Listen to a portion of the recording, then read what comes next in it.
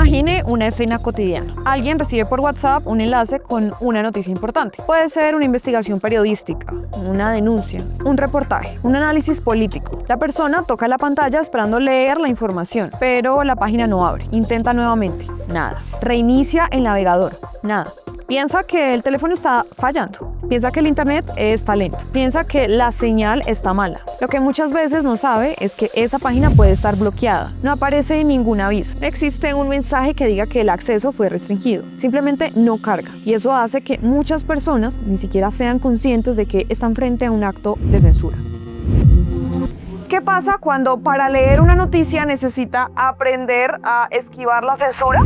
La censura se respira en Venezuela. Hace 19 años el país vio cómo RCTV salía del aire. Para muchos eso fue uno de los momentos más simbólicos en la transformación del ecosistema informativo venezolano. Pero mientras la atención estaba puesta en la televisión, otra historia comenzaba a desarrollarse de manera mucho más silenciosa. Una historia que no ocurría en las pantallas de televisión, sino en internet. Hoy millones de venezolanos se informan principalmente a través de medios digitales. Sin embargo, acceder a esas noticias tampoco siempre es sencillo, porque en Venezuela la censura no desapareció, cambió de lugar.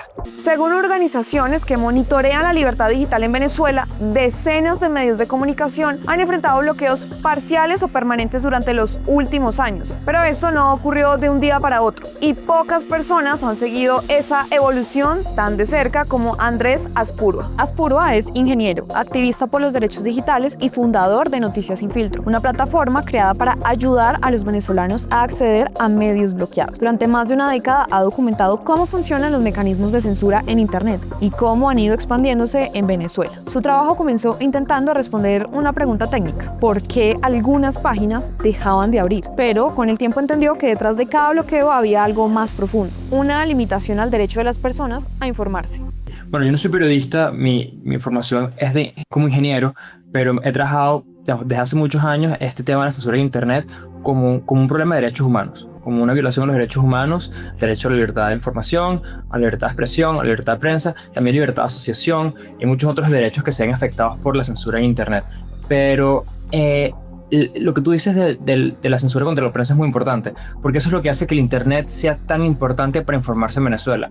En Colombia o en otros países de la región, tú pones la televisión, prendes la radio o compras en el kiosco un periódico en papel y bueno, te puedes informar según el periódico o el medio en el que tú confíes más, el que consideres que se pega más a lo que tú crees o incluso idealmente varios de ellos para tener una visión más amplia. Durante mucho tiempo los bloqueos estuvieron relacionados principalmente con páginas que publicaban el precio paralelo del dólar durante la época del control cambiario. Después comenzaron a aparecer restricciones contra portales críticos al poder. Más adelante llegaron los bloqueos a medios de comunicación completos. Y según explica Azpurua, los momentos de mayor tensión política suelen coincidir con los mayores avances de la censura digital. Hubo varios hitos que fueron como momentos importantes para el avance de este ecosistema de censura que es pervasivo, que es extenso, que abarca prácticamente todas las interacciones de los usuarios de Internet en Venezuela,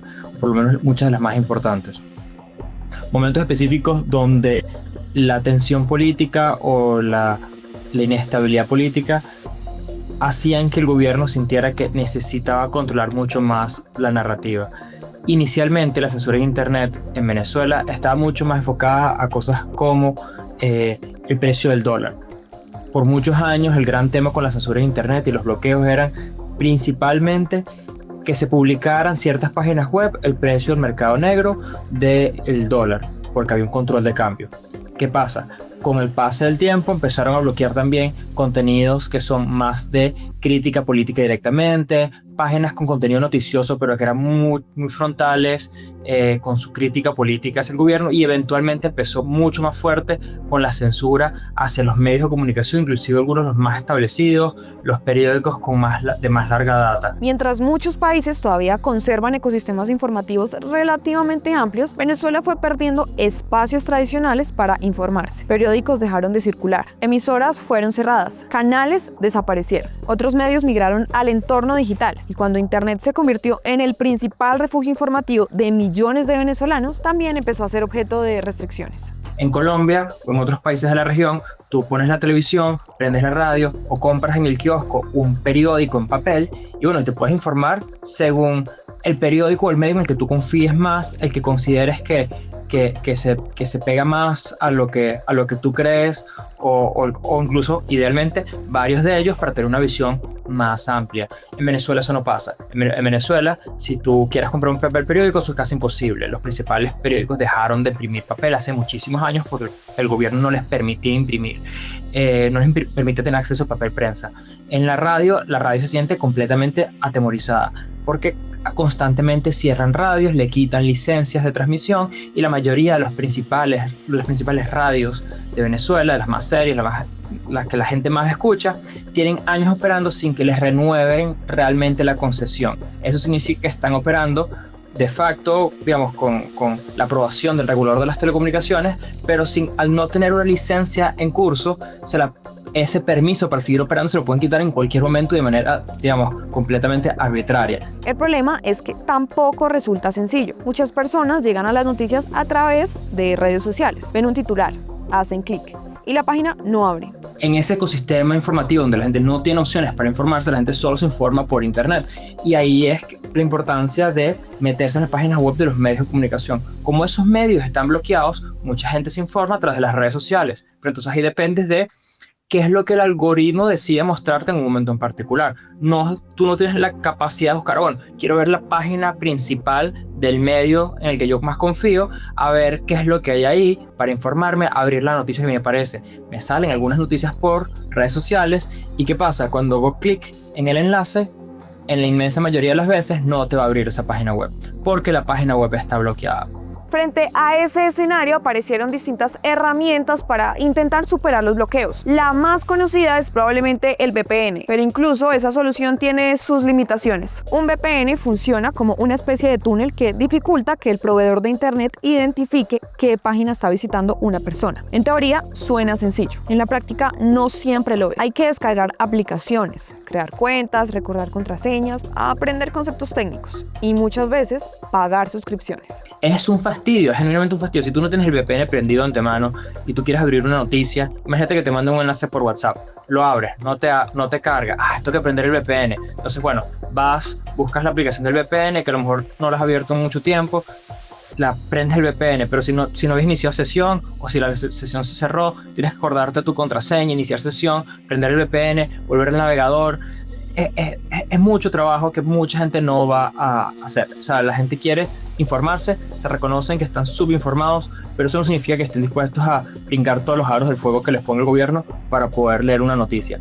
Noticias sin filtro busca utilizar la tecnología de los VPN de una manera completamente distinta. No es un VPN convencional, es un lector de noticias. Es una aplicación que tú abres para leer las noticias. Cuando tú la abres, lo primero que te muestra son los artículos más recientes de los principales medios independientes del país. Eso resume el problema completo. La mayoría de los ciudadanos no quiere convertirse en experta en tecnología. Simplemente quiere leer una noticia y precisamente de esa necesidad nació Noticias sin filtro. La iniciativa comenzó como una respuesta a una realidad cada vez más común. Medios bloqueados y ciudadanos que no sabían cómo acceder a ellos. La idea era sencilla. Si la censura se estaba volviendo más sofisticada, el acceso a la información debía volverse más fácil. La censura en internet y recabar esas evidencias como se recaban las evidencias de otras violaciones a los derechos humanos. Entonces, bueno, entre la vigilancia, la censura, la intimidación, ciberataques del Estado contra disidentes, organizaciones de sociedad civil y periodistas, hace falta como ayudar a proteger a la sociedad civil y documentar esas violaciones de los derechos humanos. Con el tiempo nos dimos cuenta que hacía falta hacer más que eso.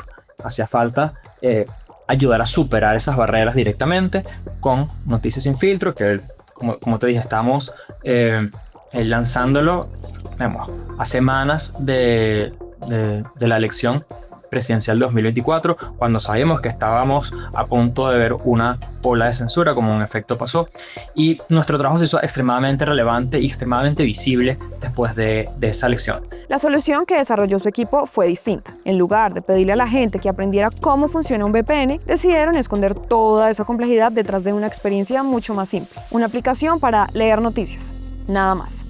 Pero la ventaja de esto es que es una aplicación para leer noticias que funciona de una, no hay que registrarse, no estamos a pedir ni tu correo, ni tu número, ni tu nombre, porque no existen los usuarios. Es una cosa que simplemente te la bajas y cuando la abres ya puedes leer las noticias. Cuando la aplicación se abre, aparecen contenidos de múltiples medios independientes venezolanos. El sistema utiliza tecnología para superar bloqueos, pero el usuario prácticamente no tiene que interactuar con ella. La noticia simplemente carga, y eso cambia completamente la experiencia. La aplicación fue lanzada pocas semanas antes de las elecciones presidenciales de 2024. La fecha tampoco fue casualidad. Los monitoreos independientes advertían que podía producirse una nueva ola de censura digital, y eso fue exactamente lo que ocurrió. Uno de esos fue en 2024, durante las elecciones presidenciales, que, bueno, no solamente durante la campaña, que fue un avance grandísimo de la censura en Internet, pero también después del resultado electoral que fue anunciado por las autoridades, que fue desconocido por la mayoría de los países y por la mayoría de la población venezolana, la censura ahí fue aún más grande, y es donde empezamos a ver, por ejemplo, el bloqueo permanente a X. Ese bloqueo sigue hasta ahora, y es una muestra de cómo no solamente es el ecosistema de medios independientes del país, pero también las plataformas que la gente usa día a día. La fecha tampoco fue casualidad. Los monitoreos independientes advertían que podía producirse una nueva ola de censura digital, y eso fue exactamente lo que ocurrió. Mientras su trabajo ganaba visibilidad, también aumentaba la presión. Su organización documentaba bloqueos a medios, plataformas digitales y páginas relacionadas con la difusión de resultados electorales. Sus informes comenzaron a ser mencionados públicamente por figuras del poder. Poco a poco, las señales empezaron a acumularse. Un resultado y la gente no se lo estaba creyendo. Entonces, ahí empezaron a pasar como cosas más raras alrededor de la casa donde yo estoy registrado que vivo, donde yo viví casi toda mi vida.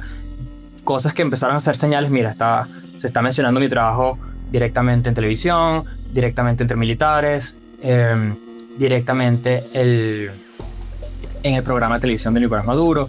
Aquí, ¿sabes? Se están como acumulando muchas señales y me habían anulado el pasaporte. Eso también estaba la ola de pasaportes anulados a periodistas y defensores de derechos humanos que, bueno, tenía una intención muy clara de, por un lado, intimidación y por otro lado, impedir que pudiéramos salir del país. Al sentirnos atrapados, la gente se ve obligada a moderar mucho más lo que dice, porque no tienes la opción de, si crees que te van a detener, porque en ese momento estaban deteniendo a las personas que hacían este tipo de cosas a una velocidad y una magnitud impresionante.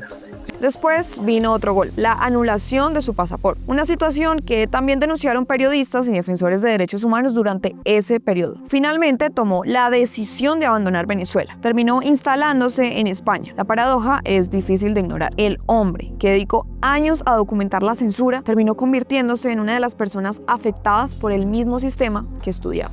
Pero esta historia no termina en Andrés Azpurua, tampoco termina en Noticias Sin Filtro, porque en realidad esa es una historia sobre millones de personas que siguen buscando maneras de informarse, personas que intentan entender qué ocurre en su país, personas que se niegan a depender únicamente de lo que un algoritmo decide mostrarles. Lo mismo ocurre en otros lugares del mundo, en Irán, en Birmania, en Rusia, en distintos países donde el acceso a Internet se convierte en un terreno de disputa política. Las herramientas cambian, las tecnologías evolucionan, los métodos de censura también, pero la necesidad sigue siendo exactamente la misma, la necesidad de acceder a información. En los países donde la gente no confía en el Internet, porque sabe que cualquier cosa puede ser bloqueada, cualquier cosa puede ser censurada, el Internet puede desaparecer en cualquier momento, en esos países el potencial económico o el potencial de desarrollo social que trae el Internet se desperdicia, porque la gente no invierte, la gente no aprovecha el Internet, la gente no construye una vida que sabe que puede aprovechar